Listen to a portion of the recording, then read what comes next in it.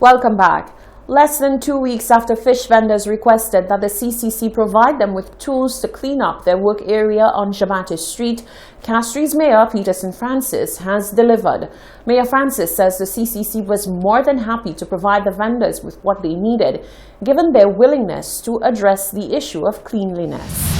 Nearly 2 weeks after meeting with fish vendors on Jabati Street, Castries Mayor Peterson Francis and the Castries Constituency Council made good on their promise to outfit vendors in that area with the tools to keep the area clean. Francis had previously explained that some issues that had been brought to his attention is the fact that fish vendors throw the remains of fish cuts and water in nearby gutters rather than use bins, and that the area always had fish meat which were never cleaned when they leave the area. The fish vendors in turn had requested that bins be placed in the area as well as brooms be provided and a water hose so they could clean up the area. On Tuesday, the mayor presented the fish vendors with the tools they had requested. I'm very happy when you see that St. Lucians want to help themselves. I mean, before, the first thing you'd have heard before is we want a contract. We want to do that. But they came forward and they want to do it themselves. All what they wanted was the tools to do it. So today we have brought it to them, and we'll hope that we will continue that partnership, that if they need anything, we'll help them with it. So I must compliment Mr. Serrier for bringing about that initiative. And as anything else, my job is to work with people. Fish vendor Dal Serrier explained that they are pleased that their requests were executed with such haste. I'm very happy today that we get what we asked the mayor for. And then I'm responsible for keeping the place clean. Most probably half of it will be done by me. But at the end of the day, I will still be wanting the city police to be involved.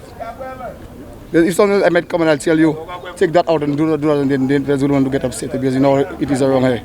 So I want when the city police, so if I can call them to assist me when it is important, and I want the mayor to make sure he have them. When I ask call, they assist me to make sure the place is kept clean. Mayor Francis says he is hopeful that with the tools now at their disposal, the area is kept tidy and the stench of fish on Jabati Street now becomes a thing of the past. Serrier says they will be keeping their area in the best condition possible. We work in here, we're supposed to be the ones in charge of keeping here clean. So we don't really need city council to come and clean our place for us. We are big men, and then that's what we're making our daily living. So if we see I saw it necessary that we say we do it ourselves and we take on the responsibility of keeping it clean on ourselves. So when I tell you, if you don't want to keep it clean, then it's not fit for you to be working here. Reporting for Hot 7 News, I am Genevieve Gonzag. In 2020, Rachel Stanislas of Dakitesh Wazal became a member of an elite group, St. Lucia's Centenarians. In 2021, she and her family are thrilled to be celebrating yet another year of longevity. Tees, as she is better known in the community, is now 101 years old. Rachel Stanislas, also known as Tees, has lived a full life, one that saw its fair share of hard work and challenges to raise 12 children in a rural community, depending on farming and vending to earn a living. But through it all, she persevered and has lived to see 101 years. The grand celebration that the family would have liked to host was not possible due to COVID-19 restrictions, but a small group of family helped Tees to usher in her 101st year of life. Ellen Fuswa is married to Stanislas's grandson and serves as a caregiver to the elderly woman. She says the entire family is thankful for the blessing of long life granted to Rachel Stanislas. She's a very jovial person. She's very energetic. At 101, we all wish to live to see that age. And I mean, for her, she's a very strong person. I mean, with people like Tees is, these people eat very well. No chemicals, nothing like that. And as you can see, she's 101. And we all wish that we would live to see her age.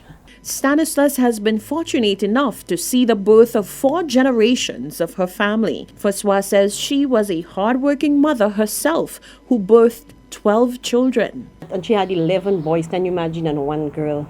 So it was very hard on her to go to the garden to work and to come back to take care of these children.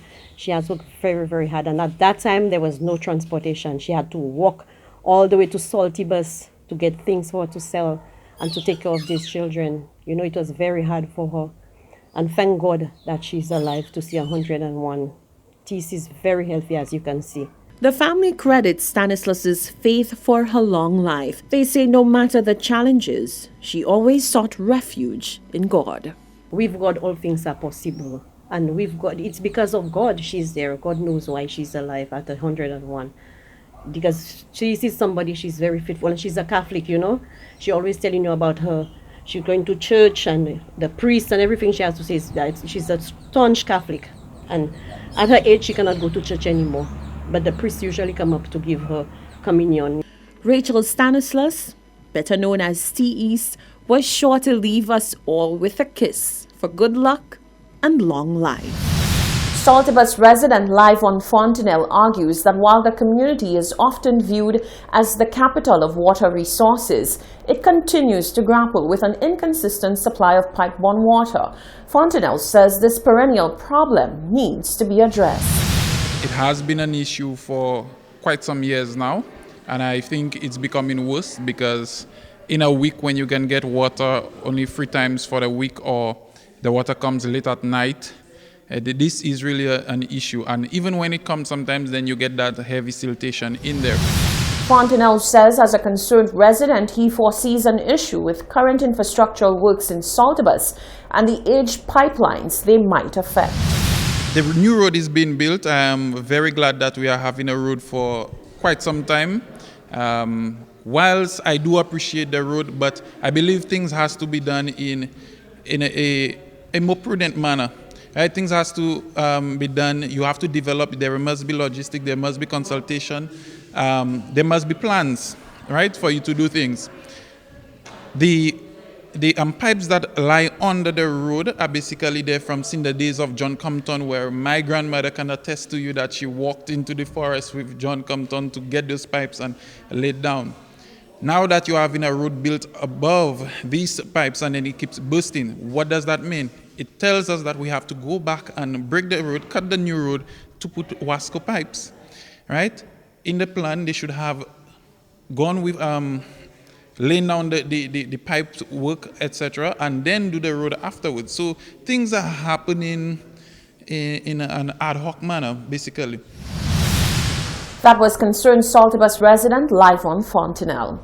Meanwhile, the Water and Sewage Company Inc. Wasco is responding to recent complaints regarding a purported spike in bill balances and is again providing further clarification.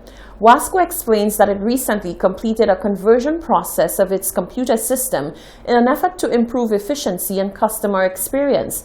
However, during that transition, it encountered technical difficulties which impacted the ability to issue bills to customers in the last quarter of 2020. At that time, Wasco says it advised customers to continue making payments to prevent an accumulation of bills. To date, Wasco says its internal issues have been resolved and billing has resumed. Regarding claims of an increase in water rates, Wasco says there has been no increase. This is the Hot 7 TV Nightly News. Stay with us. There's more news coming up right after the break.